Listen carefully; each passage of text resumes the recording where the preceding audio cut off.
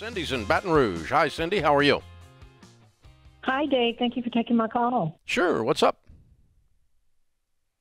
My husband and I have $460,000 in a money market type account, and then we have $135,000 in cash.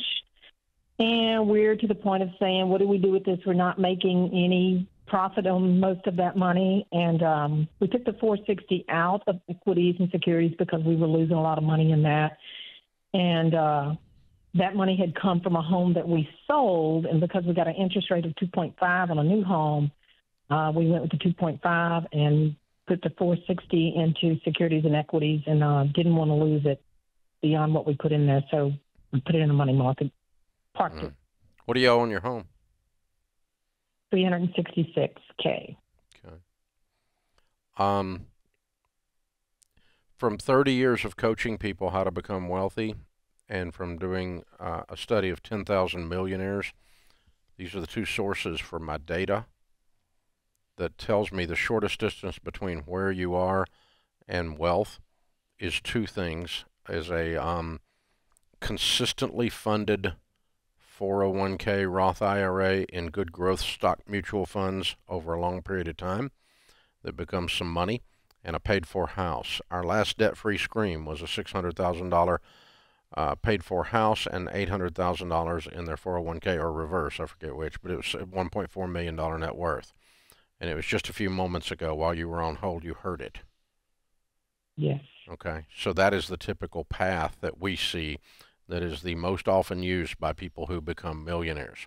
Now, where does that take us in your situation? It says I would pay off my house today. Because here's what you ended up doing.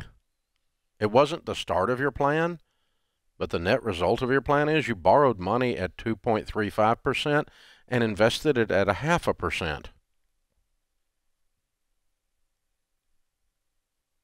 Right? Yes, sir. I know that wasn't where that wasn't what you set out to do, but that's where you ended up, isn't it? It is. I pay off my house today. Today. By close of business today. Write a check. Okay? Okay. And now you don't have any house payment anymore. How's that feel? Awesome, because I want to retire. Yeah, and now you got $200,000 in cash that we got to do something better than a stupid money market account with. You need an emergency fund of 3 to 6 months of expenses for your short-term emergencies. And, I mean, you know, let's call that 50 grand at your house for the fun of it. You've still got 150,000 that you need to do something with other than a stupid butt savings account. Now, if you put it into some kind of a mix with a stockbroker and you were losing money, I get that. If you put it into good mutual funds and the overall economy slowed down like it is right now and the value went down, then you didn't have somebody good in your corner to coach you and say, hey, the only person gets hurt on a roller coaster is those that jump off in the middle of the ride, which is exactly what you did. Now, were you invested in single stocks? No. You were in mutual funds? Very diversified. In mutual funds? Some of them were in mutual funds. Okay. Well, what I would do is sit down with a good investment broker, and here's what you're looking for this time. You're looking for someone with the heart of a teacher that teaches you the history of the mutual fund that you're putting the money into. Okay, I'll give you an example. I own one that's over 80 years old. In the 80 years it's been open, fewer than 15 of those 80 years has been a down year. So if we happen to have a down year, and I know that, not my broker knows that, but I know that, then I'm not freaking out. It's kind of like the house that you own in Baton Rouge. If it went down in value this year, you wouldn't freak out because, generally speaking, homes in the neighborhood you live in for the past 40 years have gone up in value. Agreed? Agreed. So you wouldn't freak out on one down year and bail out. That's just like that mutual fund I'm describing. I'm not going to freak out in one down year and bail out. But that's all knowledge on your part rather than depending on someone else to tell you what to do and then you get scared because you watch the news. And you never take financial advice from the news. If the commercial breaks where you're watching TV are walk-in bathtubs, gold commercials and reverse mortgages and Snuggies, that tells you you don't want to take financial advice there. That's just a bad plan. And so here's me looking at you, Fox. But anyway, yeah, so there you go. But the Fox Business, right? But I love them. They're wonderful. But the commercials are comical. Saturday Night Live. I'm trying comical. so hard. I can't hold it in. You're not saying walk-in bathtubs are a bad idea, just the investment advice. I'm just saying, if this is where you get your investment advice, I know what you're saying. When the commercial breaks are walk-in bathtubs and Snuggies, then you know you're not getting good. This is a bad place.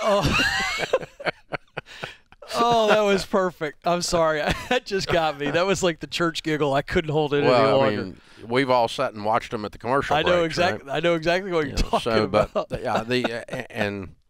and we're on there giving financial advice. So what do we know? But anyway, but you really need to sit with a good broker who has the heart of a teacher. Go to RamseySolutions.com, click on SmartVestor, sit down with them, interview them, and what you're looking for here is a type of wisdom, not intellect. There's a difference. There's a lot of very, very intellectual ignoramuses out there. And that's not in the world in general. That's not what you're looking for. You're looking for common sense wisdom that says, I bought a mutual fund that for 80 years has only had less than 15 down years, so we're having a down year, I don't need to panic. And that you learn that, you internalize that, you emotionally swallow that, and then it becomes part of your plan. And so in that situation, then you invest in good mutual funds in your 401ks and your Roth IRAs and those kinds of things, and you get your house paid for. And that's what I'm going to do with your 150, unless you've got other debts, and then I'm going to clean that up too. So I want you debt-free 100% and investing in good growth stock mutual funds. That is the shortest, that have long track records, that are comfortable to you, and that you understand what's going on. You didn't do it because I said do it, or because some goob at a financial office said do it. It's because you learned, and your knowledge allows you to sleep at night. Ken, that's the difference between tossing and turning at night when the stock market's down. Yeah. Is whether you made the decision based on knowledge you had or knowledge someone else had. Yeah. Well, it's true. I mean, for years, before I even started working with you, this idea, the roller coaster analogy that you've given, and it's really true. When you look at the data, if you look over the last 30 years, you just got to stay calm and ride this thing out. And I just don't freak out when I see the stock market dip. I say, hey, we keep investing. That's an opportunity. It's going to come back. And you're right. Knowledge is what gives us tremendous confidence, and confidence the peace. Yeah. And once you really understand that, folks, about the stock market, then when it goes down, you kind of go like, it's on sale. Yeah, we're getting bargain right now. It's a bargain time. Yeah. This is the time to buy. Well, we don't really do that either, because I'm not going to tell you to time the market. I'm just going to tell you steady invest. Steady invest. That's all I have done.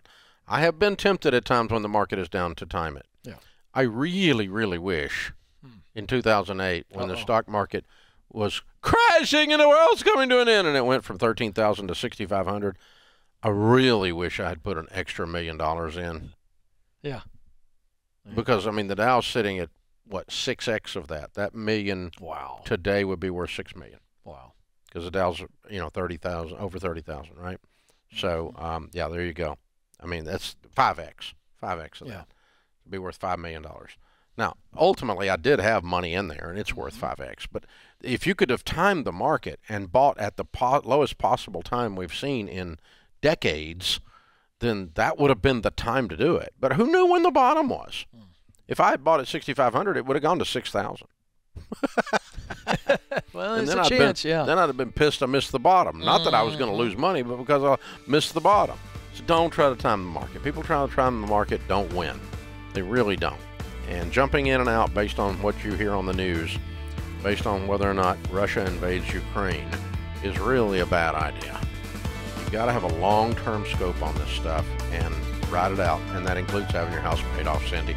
So thank you for calling. We appreciate you being in our audience. This is The Ramsey Show.